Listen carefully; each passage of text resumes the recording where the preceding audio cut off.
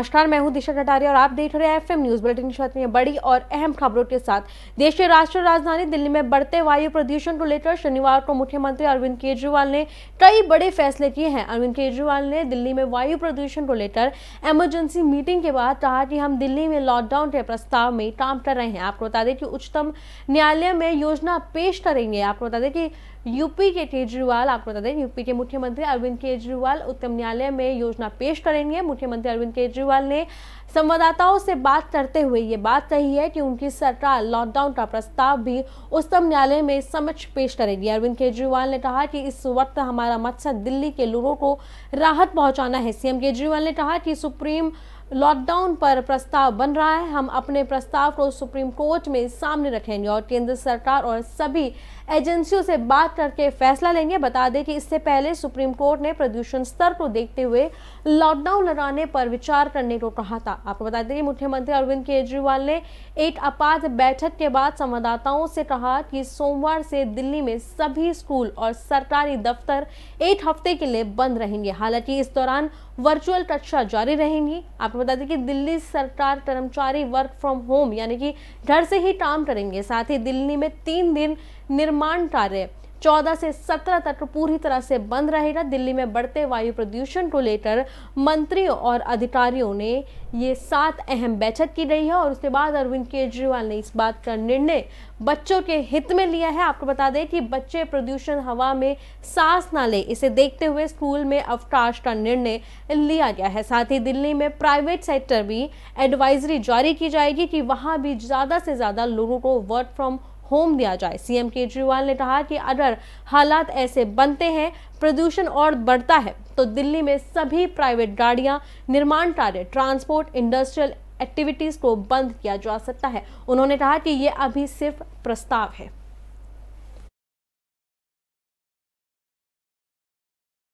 बढ़ते अगली खबर की ओर। दिल्ली में बढ़ते प्रदूषण को लेकर आम लोगों में जागरूकता फैलाने के लिए दिल्ली के उप मुख्यमंत्री मनीष सिसोदिया आज साइकिल पर निकले। आपको बता दें कि राहगीरी संस्था में इस कार्यक्रम का आयोजन किया गया और इलेक्ट्रिक साइकिल पर सवारी करते हुए सिसोदिया ने कहा कि हर दिन ना सही लेकिन महीने में एक दिन लोग साइकिल या पब्लिक ट्रांसपोर्ट से यात्रा कर सकते हैं। बढ़ते प्रदूषण को देखते हुए दिल्ली सरकार ने अहम फैसले भी लिए हैं। सीएम अरविंद केजरीवाल ने शनिवार को ऐलान किया कि अगले 1 हफ्ते तक दिल्ली के सभी स्कूल, ऑफिस और निर्माण कार्य बंद रहेंगे। पिछले कुछ दिनों से राजधानी में बढ़ता प्रदूषण चिंता का विषय बना हुआ है। आपको बता दें कि मनीष सिसोदिया ने जागरूकता फैलाने के लिए इलेक्ट्रिक साइकिल पर चले और उन्होंने कहा कि रोजाना नहीं मगर महीने में कम से कम 1 दिन हर किसी को साइकिल या पब्लिक ट्रांसपोर्ट का इस्तेमाल करना चाहिए ताकि दिल्ली में प्रदूषण कम हो सके।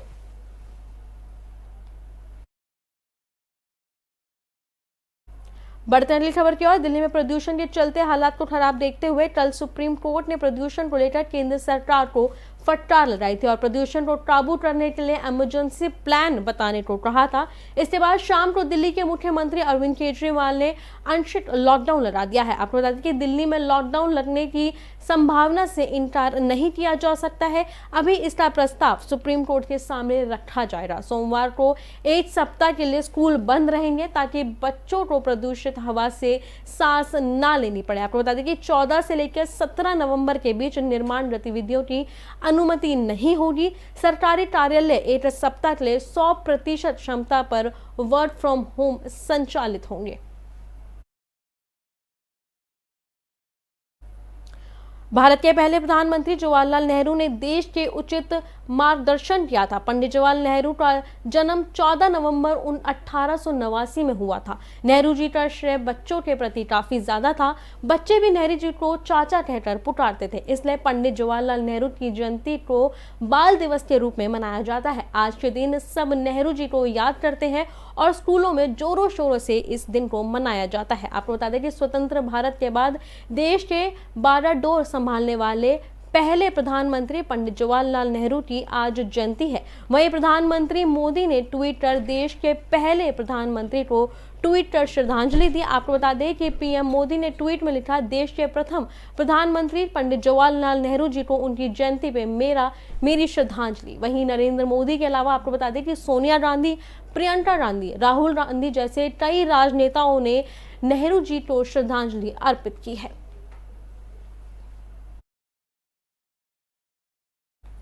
बढ़ते अगली खबर की ओर। प्रदूषण की लगातार खराब होती स्थिति के बीच शनिवार को गाजियाबाद प्रशासन की टीम ने बड़ी कार्रवाई की है। कई टीमों ने प्रदूषण फैलने वाले 18 प्रतिष्ठानों पर 1.30 करोड़ रुपए का जुर्माना लगाया है। इसमें 2 बिल्डर पर 50-50 लाख रुपए की जुर्माने के अलावा टनावनी में हिंडन पुस्ता रोड पर 11 भवन निर्माण सामग्री ब्रिक करने वालों पर 10 लाख रुपए का जुर्माना भी शामिल है। आपको बताते हैं कि लगातार 10वें दिन गाजियाबाद का वायु गुणवत्ता संचालक गंभीर श्रेणी में दर्ज किया गया है। महानगर में धूल, जाम और कूड़े में आग लगने के कारण हवा जहर का काम कर रही है। 10 दिनों में आपको बता दें कि अब हवा गंभीर श्रेणी में दर्ज की जा रही है और आने वाले दिनों में बारिश के बिना प्रदूषित से राहत का आसार नहीं दिखाए रहे हैं। और प्रदूषण पर काबू करने के लिए प्रदूषण नियंत्रण बोर्ड ने विभिन्न संस्थानों पर शनिवार को 1.30 करोड़ रुपए का जुर्माने से सिफारिश की है। आपको बता दें कि प्रदूषण नियंत्रण बोर्ड के क्षेत्रीय अधिकारी का यह भी कहना है कि प्रदूषण फैलाने वालों की जांच के लिए टीम जनपद में काम कर रही है।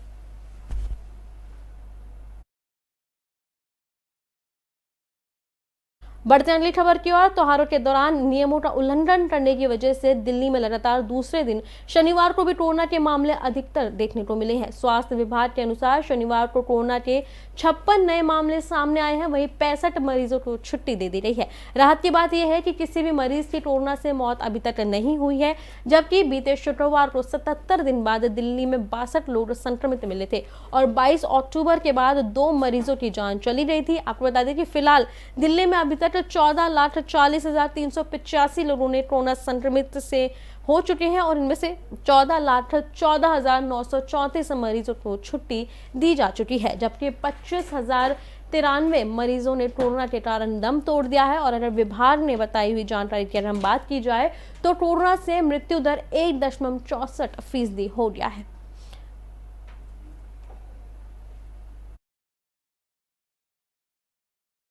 बढ़ते अगली खबर की ओर। राजधानी दिल्ली में कोरोना वायरस के रोजाना आने वाले मामलों की रफ्तार कम हुई है, लेकिन पिछले एक सप्ताह में डेंगू के 1,171 नए मामले सामने आए हैं। इस सप्ताह दिल्ली में डेंगू की वजह से 3 लोगों की जान जा चुकी है। इस साल अब तक दिल्ली में कुल डेंगू के मामलों की अगर संख्या की बात की जाए तो वो 2,708 हो चुकी है। और दक्षिण दिल्ली नगर निगम ने सोमवार को जानकारी दी थी कि कुल मिलाकर 9 लोगों की दिल्ली में मौत हो चुकी है और दिल्ली में 2017 में अक्टूबर तक डेंगू के 2022 मामले दर्ज किए जा चुके हैं। और अगर आपको बताएं कि दिल्ली में इस साल 30 अक्टूबर तक मलेरिया के 160 मामले और चिकनगुनिया के 81 मामले सामने आए हैं। आपको बता दें कि जहां एक बार अब दिल्ली कोरोना से थोड़ा सा प्रभावित कम हुआ है, तो वहीं डेंगू ने अपना कहर बरपाना शुरू कर दिया है। आपको बता दें कि दिल्ली में 160 मामले डेंगू के सामने आए हैं और अगर चिकनगुनिया की अगर बात की जाए तो वो 81 मामले सामने आए हैं। राजधानी में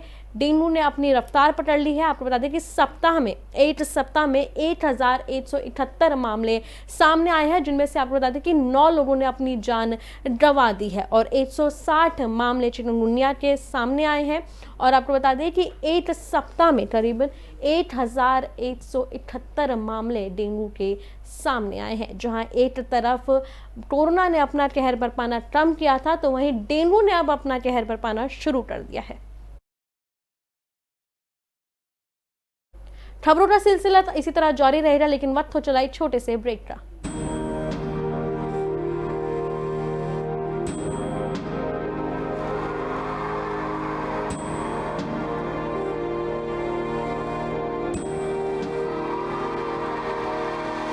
अब बच्चा बच्चा देशभक्ति पढ़ेगा, अब बच्चा बच्चा देशभक्त बनेगा।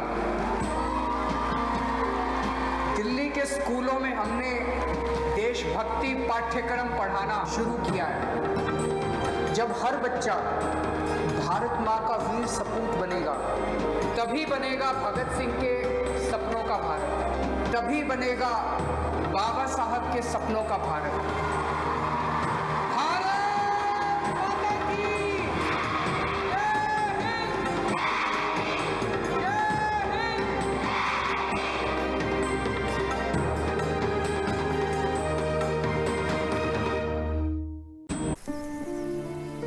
हम सभी जानते हैं कि दिल्ली और उसके आसपास के इलाकों में हर साल अक्टूबर नवंबर के महीनों में पराली के धुएं से प्रदूषण बढ़ जाता है।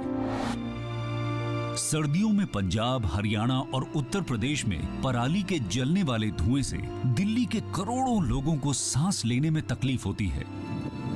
हमारे किसान भाइयों को मजबूरी में अपनी पराली जलानी पड़ती है, क्योंकि उनके पास कोई और दूसरा रास्ता ही नहीं होता।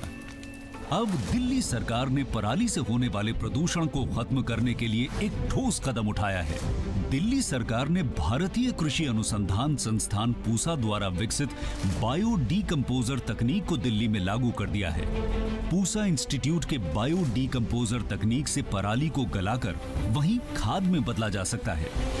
दिल्ली सरकार ने इस तकनीक को लागू कर दिया है और इसका सारा खर्च दिल्ली सरकार उठा रही है। और जब खेत में ही उस पराली का खाद बन जाएगा तो वो जमीन की उर्वरता भी बढ़ाएगा, मतलब किसानों की अगली फसल भी बढ़िया होगी। यही तो हमारे किसानों को चाहिए। और सबसे बड़ी बात, जब पराली नहीं जलेगी तो प्रदूषण भी नहीं होगा। इसमें सबका फायदा है। पहले हमें अपनी पराली जलानी पड़ती थी, लेकिन इस बार हमें ऐसा नहीं करना पड़ा। दिल्ली सरकार ने पराली को खाद में बदलने के लिए हमारे खेतों में ये छिड़काव करवाया है। ये बहुत ही आसान था और हमें तो बहुत फ़ायदा हुआ। ये पूरा काम दिल्ली सरकार ने खुद कराया है, हमें तो एक पैसा नहीं देना पड़ा और हमारी पराली यही खेत में ही खाद बन गई है और प्रदूषण भी नहीं हुआ। ये बहुत बढ़िया समाधान है। दिल्ली सरकार प्रदूषण को खत्म करने के लिए युद्ध स्तर पर तो काम कर ही रही है, साथ ही किसानों की सुविधाओं का भी पूरा ख्याल रखा जा रहा है।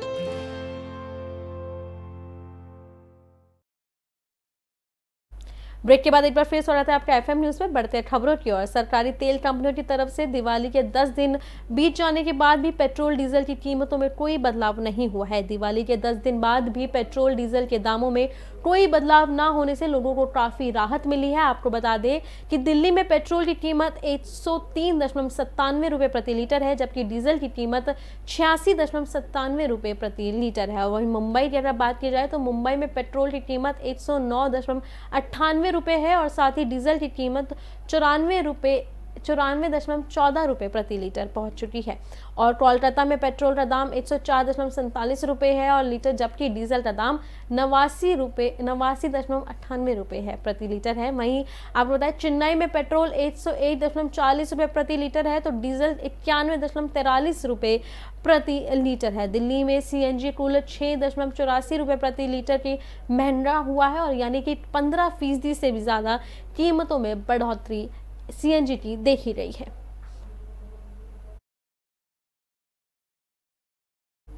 बढ़ते अगली खबर की ओर। आम लोगों पर फिर महंगाई की मार पड़ी है। पेट्रोल व डीजल के बढ़ते दामों के बीच दिल्ली एनसीआर में आपको बता दें कि अब सीएनजी के दामों में रेट बढ़े हैं और सीएनजी के दामों में बढ़ोतरी की गई है। दिल्ली में सीएनजी के दामों में 2.28 रुपए की वृद्धि हुई है। वहीं नोएडा और ग्रेटर नोएडा और गाजियाबाद में 2.56 रुपए प्रति लीटर किलो की बढ़ोतरी की गई है। पिछले 45 दिनों में तीसरी बार सीएनजी के दाम बढ़े हैं। आपको बता दें कि इंद्रप्रस्थ गैस लिमिटेड ने ट्वीट कर सीएनजी के दामों में बढ़ोतरी की जानकारी दी है और बता दें कि अक्टूबर के बाद इंद्रप्रस्थ की लिमिटेड की ये तीसरी बार है जब उन्होंने सीएनजी के दाम बढ़ाए हैं। और आपको बता दें कि 45 दिनों में दिल्ली की सीएनजी 6.84 रुपए की बढ़ोतरी से बढ़ी है।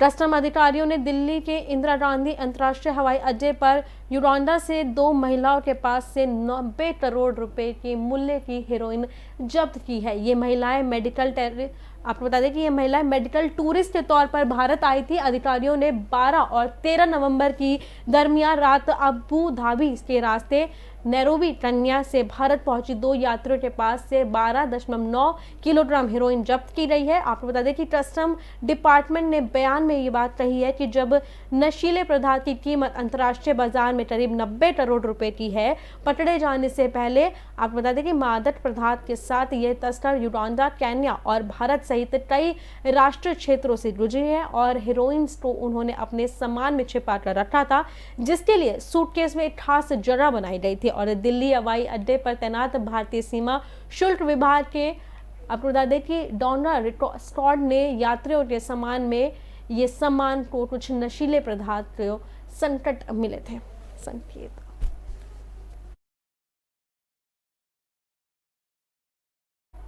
नई आबकारी नीति को लागू करने के लिए ट्रम्प में दिल्ली सरकार ने 4 अलग अलग तरह के लाइसेंस का विलय कर दिया है। आपको बता दें कि इससे शराब का सेवन करने वालों को भी एक ही जगह पे भारतीय व विदेशी ब्रांड मिल जाएगा और लाइसेंस लेने वालों को भी लाइसेंस के तहत कई तरह की शराब की बिक्री कर सकेंगे। अब इन सभी तरीके के शराब पर लाइसेंस को एकत्रित किया गया है। अब की बार विभाग ने आपको बता दें कि इस कदम से लाइसेंस लेने वालों को कागजी कार्रवाई को काम आने वाली और व्यापार करने में आसानी होगी।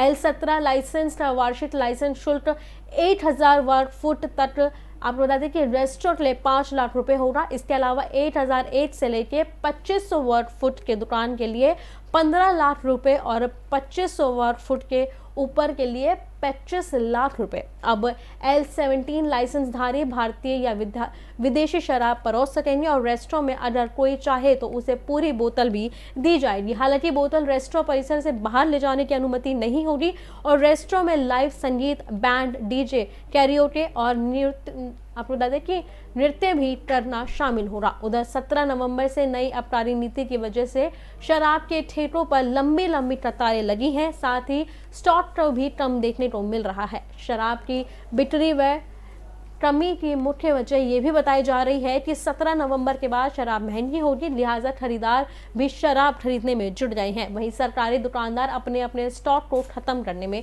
जुटे हुए हैं।